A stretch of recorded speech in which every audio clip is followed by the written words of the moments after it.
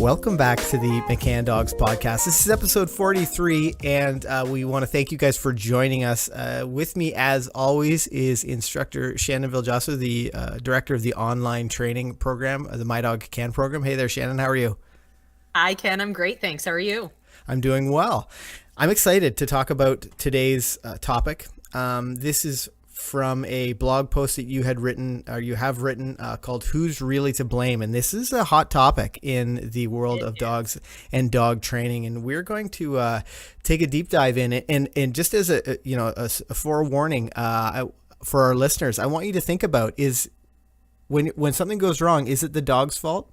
Is it the human's fault? Who do you think is responsible for it? Or is it something else? Well, we're going to let you know in just a moment. Or maybe it's the training fairies. We don't know. But we're going to dive into that today. I'm Ken Steep, and welcome back to McCann Dogs. Now, Shannon, this has great potential to stir up controversy, and I love this topic. I think it's so important for people to truly understand. What was the reason for writing this article? Why was it so important to talk about this? It's something that we see so much of around here. And I think it's because dogs are so good at shouldering the blame. You know, I can say it's my dog's fault all I want, and my dog just looks at me and wags his tail. I can say, you're the bad one. It's your fault. And nothing changes. It's just something that happens so frequently. I actually have a very vivid memory in my head from way back when I had Quincy, the Rottweiler. So this is going back. It was probably around 2000 because I don't even think that she was a year old yet. And we were working so hard on our recall and on our training. And I was just sort of finding my feet as a dog trainer. And I was taking her for a walk on the Bruce Trail. And where I was entering the trail, you could actually split off into two directions, whichever direction you wanted to go. And I was headed to the left, and there was a woman with a dog headed to the left as well. And as she got to the opening of the trail, she let the dog off leash, and she started walking to the left, and the dog ran to the right because there was people down the trail to the right. And she was calling the dog. And the dog, unfortunately, was very lacking in training, either untrained or undertrained. And the dog blew her off. And I remember watching her and thinking, why would she let the dog off leash if she doesn't have a recall? And then I heard her say, dumb dog, as she kept walking. And I thought, how is it the dog? Like, if my dog didn't have a recall, and I had Quincy on leash because her recall was still sketchy at the time. She was, fairly reliable, but I didn't think that she was well trained enough in that situation for me to let her off leash on the busy Bruce Trail. So I remember thinking, like, that's not a good tactic. And that memory pops into my head a lot. How is it the dog's fault that you made the poor decision to let him off leash in an area where he was clearly not well trained enough to deal with those distractions? And I have that memory pop up time and time again when I hear people chastise their dogs in that same way. I think back to that woman and back to that very early lesson that I got in realizing or thinking that, it just wasn't fair what she was trying to put on the dog. So yeah, that was sort of that's been the thought popping around in my head for a long, long time. And every time I hear that, I think I need to write that article because you know what? It's not the dog's fault. Definitely not the dog's fault. Yeah, I think that's a pretty extreme scenario, but I think lots of small situations will happen where people think like, well, geez, my dog knows that. My dog shouldn't be doing that. He knows better than to do that, in everyday life. But let's dive into that a little bit deeper in just a moment. So the first paragraph is who's really to blame, and I think we've talked about that a little bit, but you also mentioned that it's not the dog's fault in the next line. Now, how much responsibility can the dog shoulder? I think at some point we have some expectation of our dogs to remember their training or to understand that they do have some responsibility. So how much blame can we place on the dog? I would still venture to say we cannot blame the dog ever. And there's no hard and fast rule over how much we can expect every single dog to listen or not listen. It's all dependent on their level of training. There's so many variables in this. You might get one dog who's got that where you won the genetic lottery and that dog looks at you like you are the center of their universe from day one to the end of their lives, and they never think about anything else. But even that dog is going to have days where they're in over their head. The majority of dogs are normal dogs. And while they'll look at you sometimes for information and direction, other times they're on their own agenda. They're sniffing the ground, they're interested in the environment, they're running, they're playing, they've got, chasing squirrels, whatever the case may be.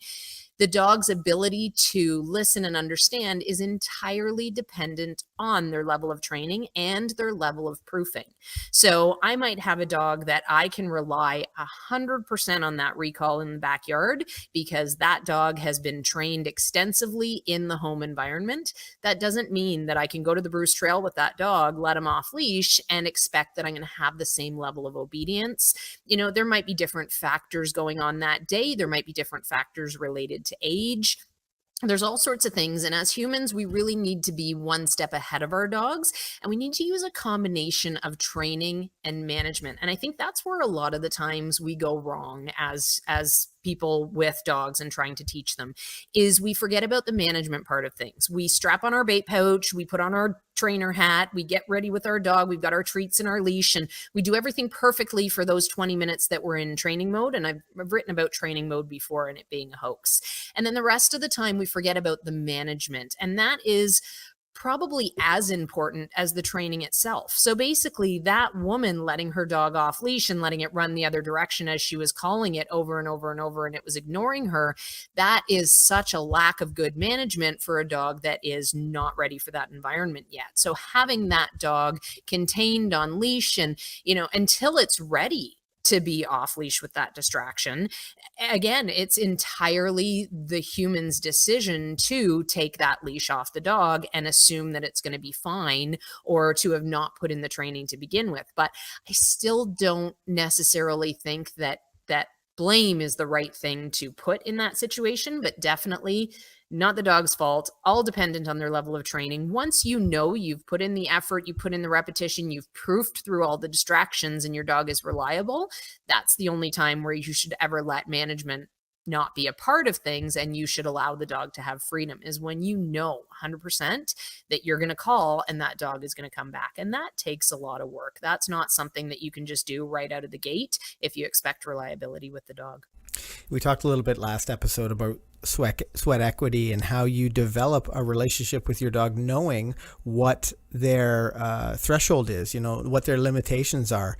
And I think that really reinforces that point, that as the handler, as the owner or handler or human or whatever, however you want to refer to yourself in this situation, that you understand what your dog is capable of and you never put them in a situation where they, can get into trouble. I love that you sort of take the perspective of the dog in this article where you talk about our world has different rules than the dog's world. You say our world has different goals and our world has different ways of communicating. And when we take a moment to see the world from the dog's perspective, it's an entirely different place. Most definitely, with a whole different agenda. And the reality of things as well is they're not the ones asking to live in our world. We are the ones saying, I want you to coexist with me peacefully and wonderfully. And I want you to, not tear up my house and not shred my laundry and not run across the street and cause an accident, et cetera, et cetera, et cetera. So with that in mind, the dog is the learner in this situation. And I firmly believe you can never blame the learner for making any mistakes. And I used an analogy in this of that I thought made sense in my head, of a child in grade 1 or grade 2 sitting at a desk learning addition and multiplication and a little bit of division, so the basics of math, and a teacher coming over and saying, you know what, you're doing really good at that. I think you should try something a little bit tougher, and throwing a calculus book on the kid's desk and then walking away. And when they look back at the child in confusion, looking at this extremely advanced math when they're just learning addition and subtraction, and the teacher mouths the words dumb kid.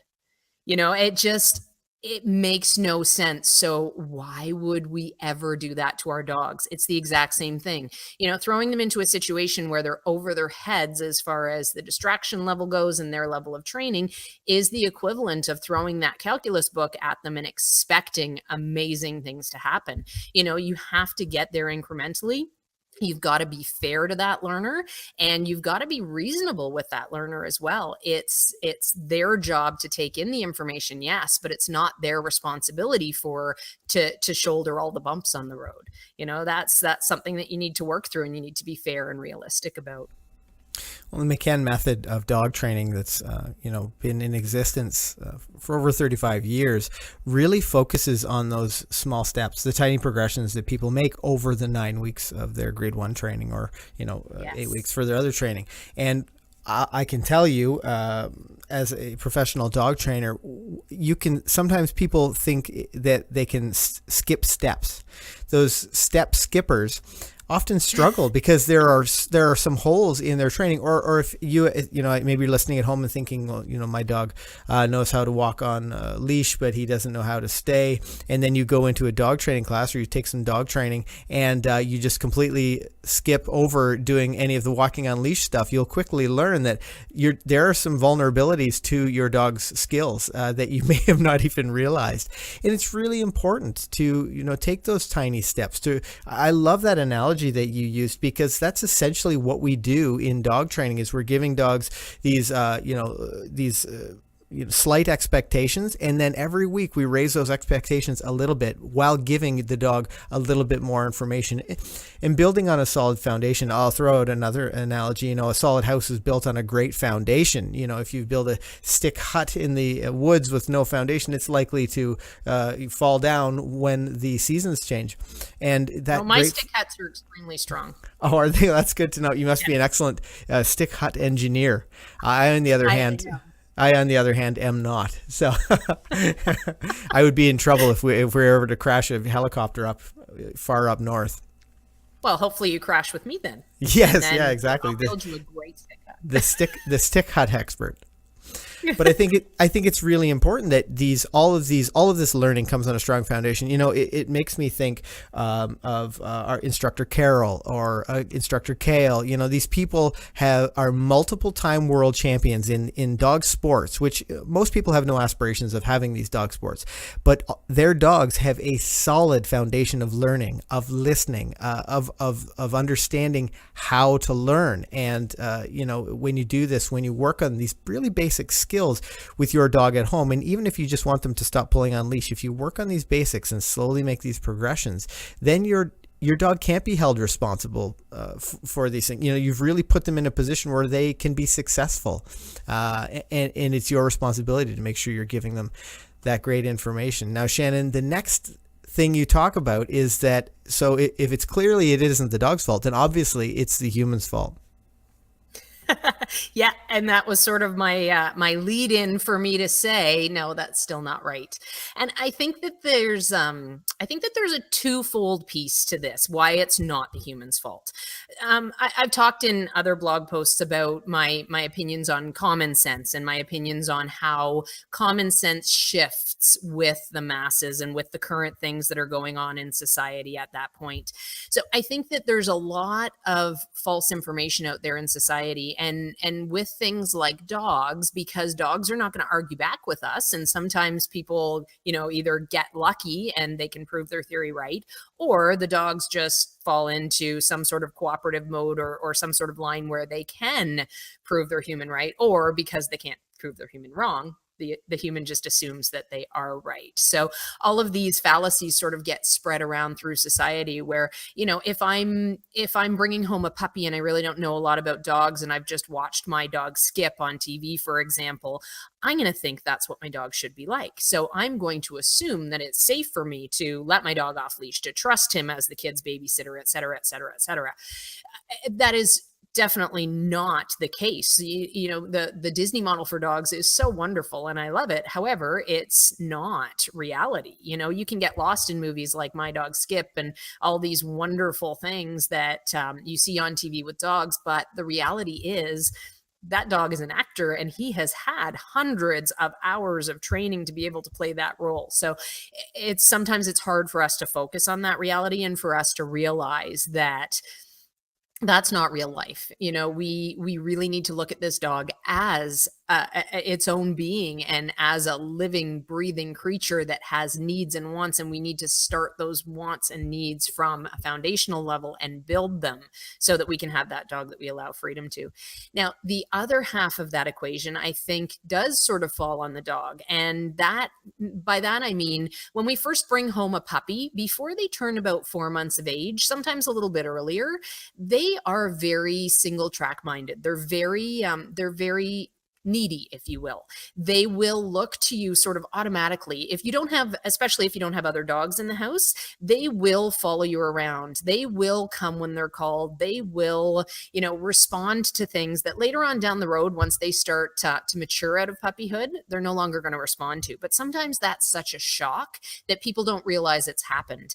Puppies are super cooperative because they're so dependent on you for everything. But once they hit about 4 months of age, they start to realize there's a whole world out there and there's other things that'll take their interest. So a lot of the times, we have a puppy that's out in the yard and we've been able to call them to come back in the house for almost 2 months and they've been super cooperative. And now suddenly that behavior has faded because they're starting to grow up.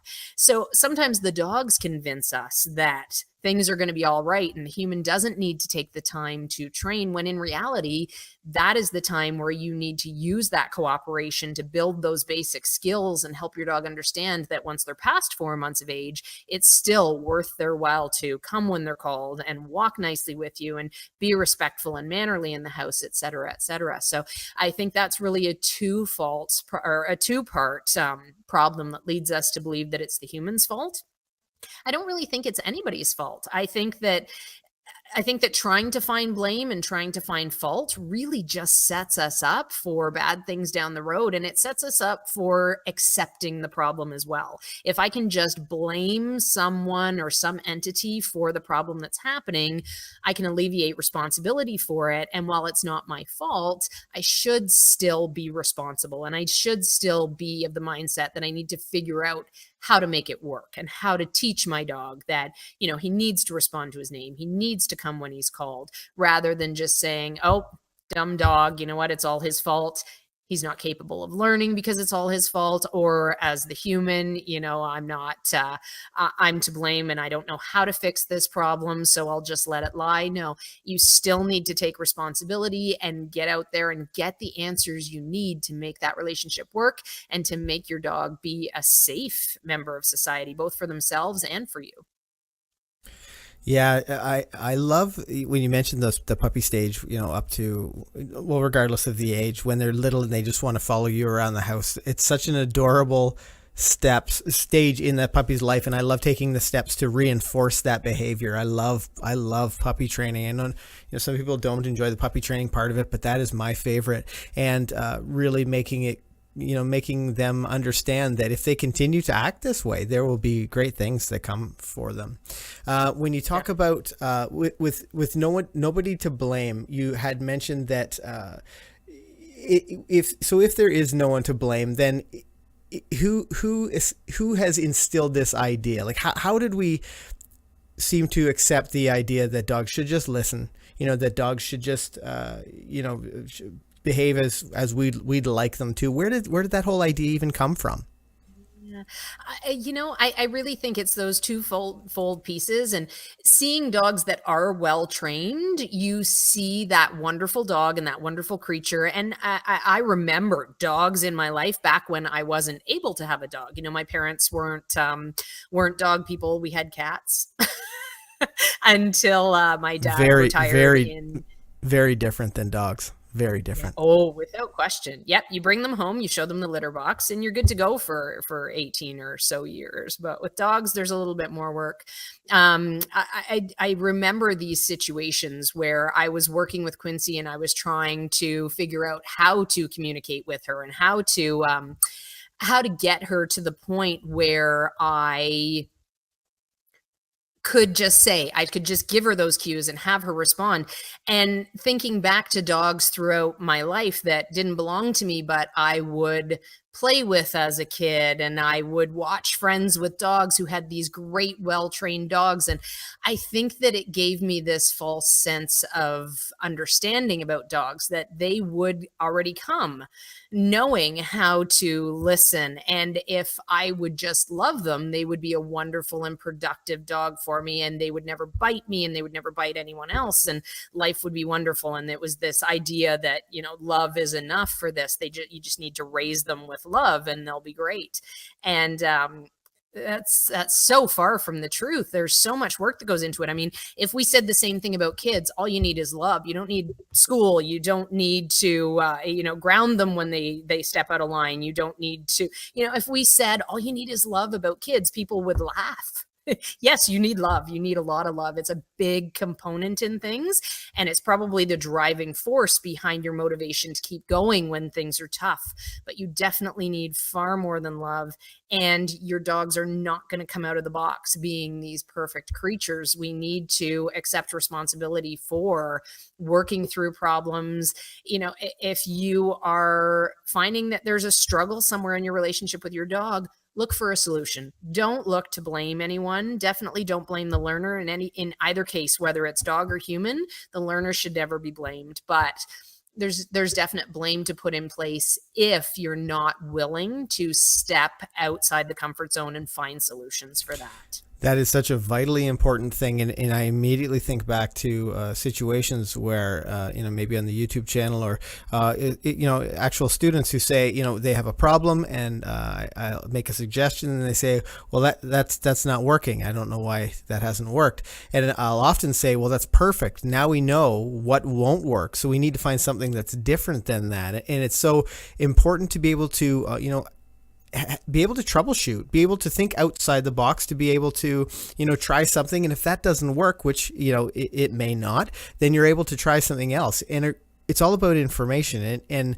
in our My Dog Can program, our students are supported by professional dog trainers. Our online students have access to professional dog trainers who have multiple different ways to deal with some of these situations. And tell our podcast audience a little bit about the My Dog Can program.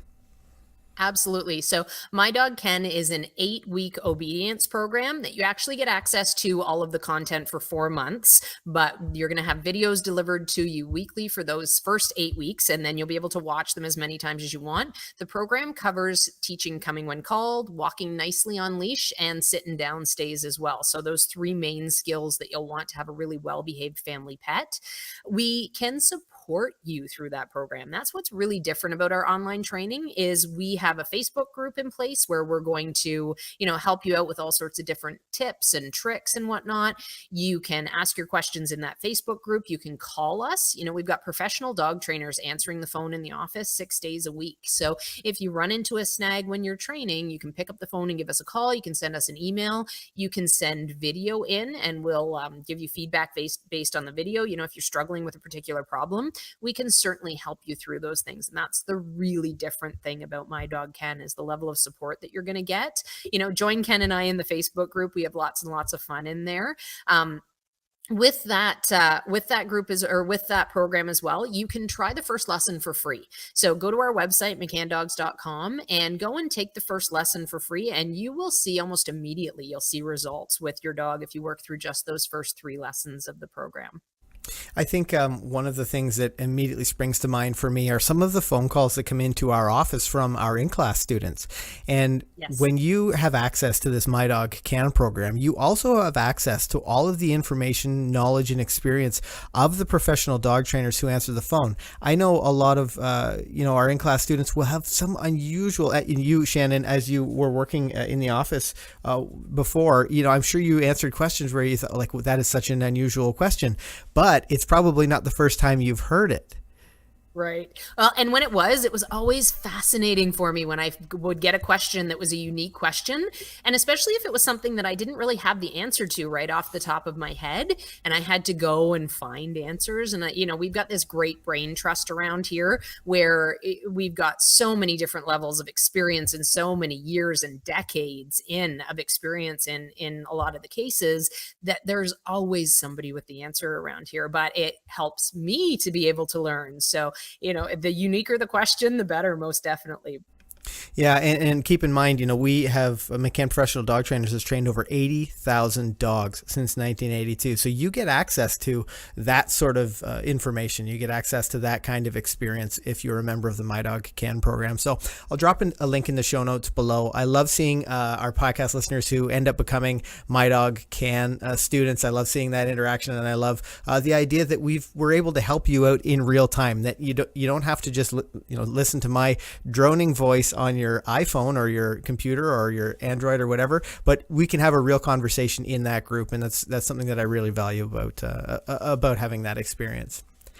But with that said, Shannon, I want to thank you for joining us today and talking a little bit about sort of making it clear who's really to blame, or as clear as can be in this type of situation. This is, this is such a common conversation, or it's just something that people they have such an expectation of their dog just to know stuff. They just behave well, and I think it's really important that we shed some light on some of these facts. And I want to thank you for both your blog post and for the conversation today.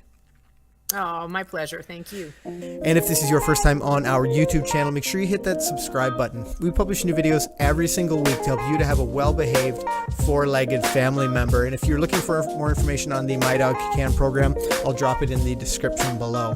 On that note, I'm Ken. Happy training.